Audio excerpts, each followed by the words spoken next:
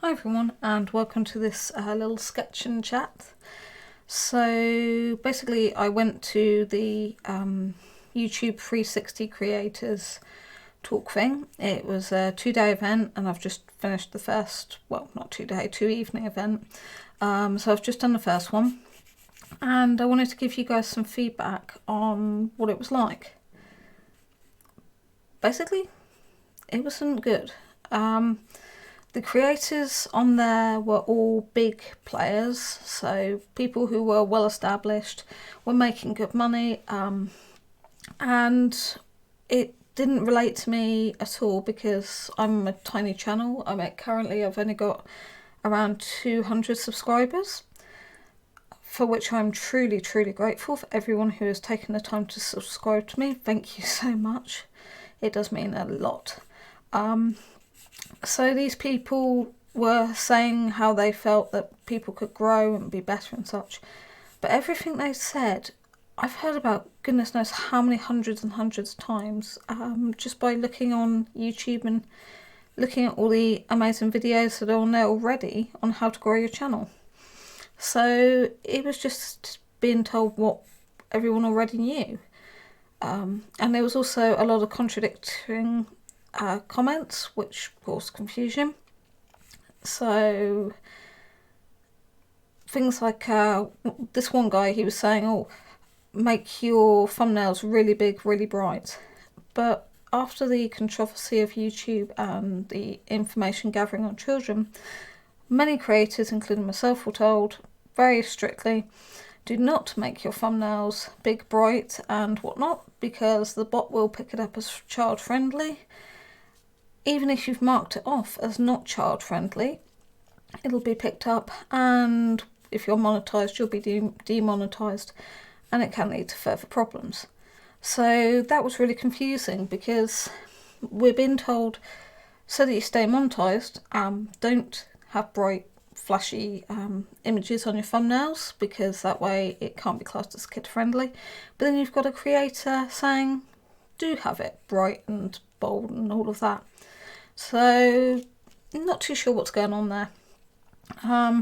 Questions that I asked, none of them got addressed, answered or anything like that, which in all honesty didn't surprise me.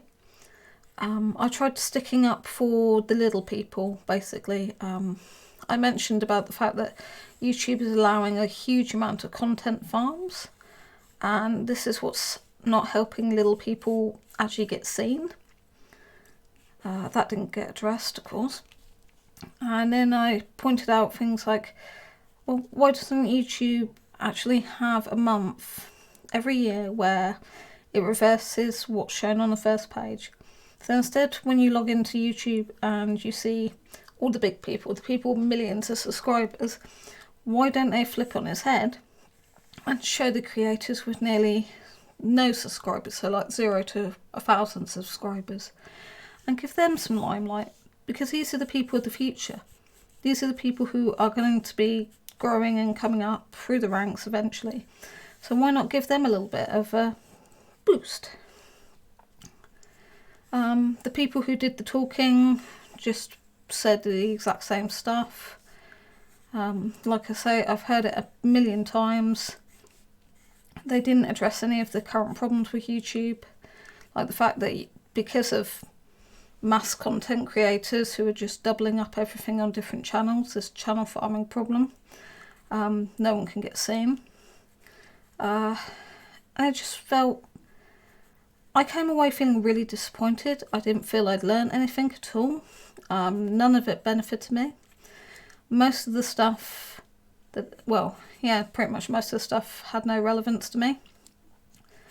And the speakers weren't really a very good representation of YouTube. If anything, it was a little bit embarrassing.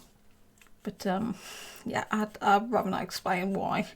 But there were some really good points people raised about, do you have to be in front of the camera to get more views?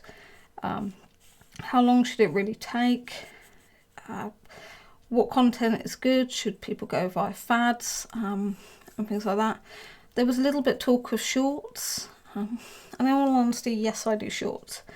But only because I just want to try and climb and crawl up that algorithm and get seen a bit.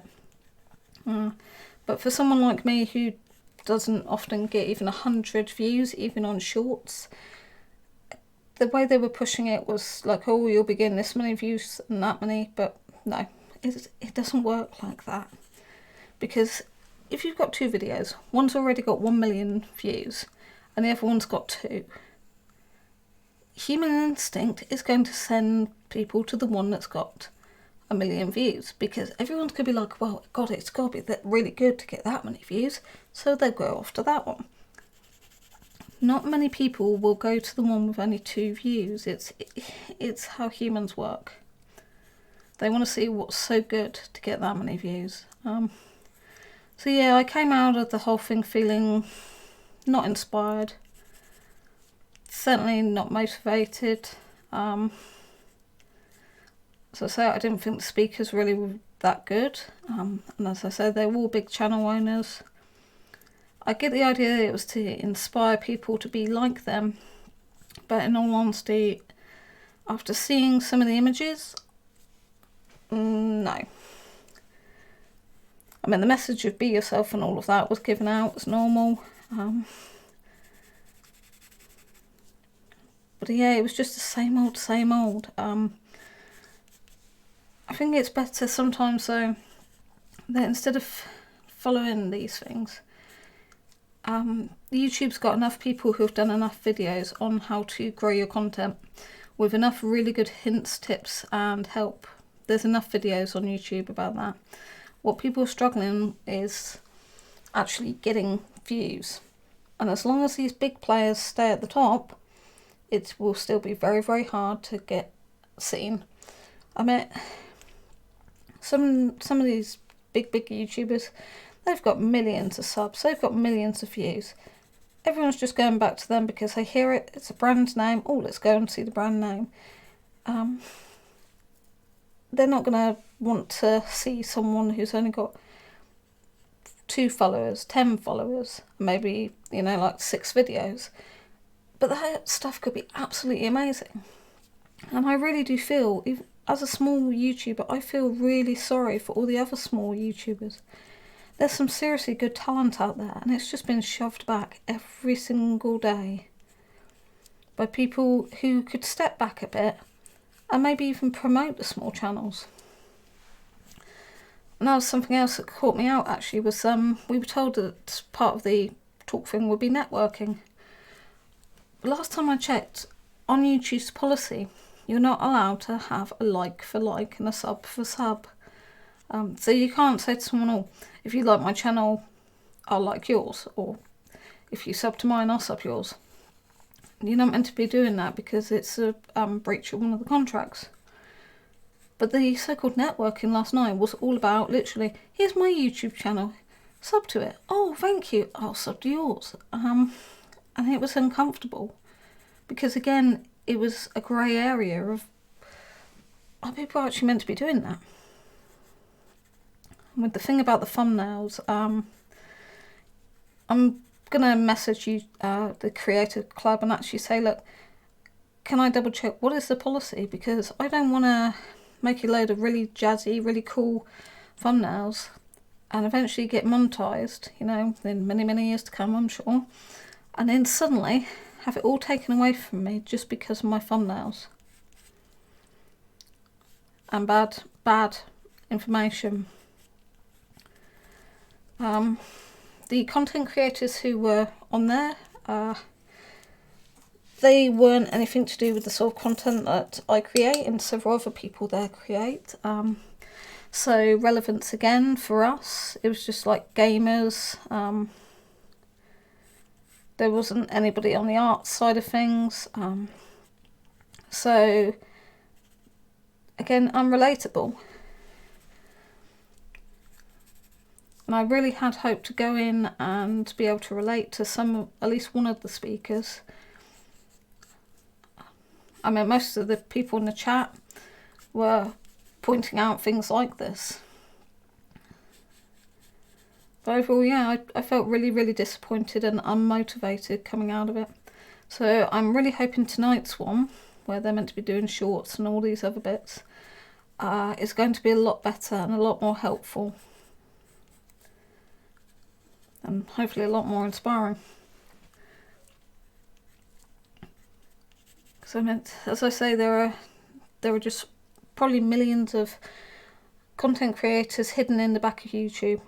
They do art, they do music, they do IT and millions of other crafts, but they're stuck in the back and they're waiting to be seen and appreciated and respected and to climb up the ranks. And that's who I hope can do it. I want to see the little peeps. I don't want to see these bigger players. Every time I turn on Facebook, it's the same group of 50 people every single time, and I'm bored of them. That's why I thought this conference thing would give something back to say and encourage, and maybe drop a hint or tip, maybe say, go networking here, have you tried getting a sponsor from here, you know, that sort of thing. But I just don't feel that was there at all. I confess I was falling asleep through most of it.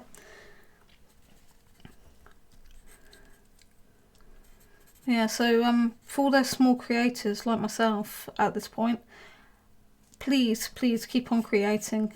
Please keep on uploading. I know it's hard. Go onto YouTube, watch videos where people do growth programs where they're actually saying, oh, I did this to my channel and it helped me improve this. But don't just go to the area that you work in. So like me, I won't just go onto an artist's page where it says, oh, how I grew my YouTube channel. I might go onto a cooking one, or I might go onto an IT one, and just get a really good idea of what things worked for different people. And that way I can look at my own channel and say, oh, well, maybe I should try that. And just a bit of trial and error. But now, little people out there need the love as well, not just the big people. So yeah, so hopefully, as I say, tonight I'll be listening and watching to something a bit better, and I'll feel more motivated and more inspired, and then I can go from there. And one day I'm going to have 1,000 subscribers too. Is it too early to make Christmas wishes? Yeah, so I hope you've enjoyed just listening to this. As I say, please everyone, just keep on pushing. Keep watching the videos with the help and stuff. This 360 thing for me yesterday was useless. So I'm going back to listening to the people who are growing, who are going through the experiences, and learning from their experiences. And hopefully getting a bit better. So till next time, all the best everyone, and happy drawing to you all.